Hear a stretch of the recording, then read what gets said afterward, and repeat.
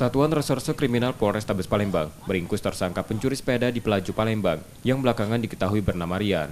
Tersangka ditangkap di kawasan Tujuh Ulu dan dilumpuhkan dengan tembakan karena coba melarikan diri saat penangkapan.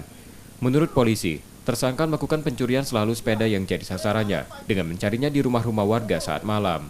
Dari pengakuan tersangka, ia sudah melakukan pencurian sepeda sebanyak 15 kali.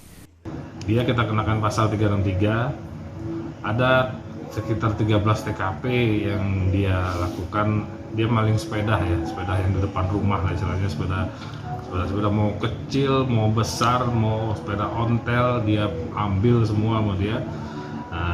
Dan ada 13 TKP dan sudah kita cek, kami ada 4 laporan polisi yang sudah masuk di kami dan akan terus kami kembangkan terhadap laporan-laporan polisi lainnya sesuai dengan TKP yang si pelaku lakukan.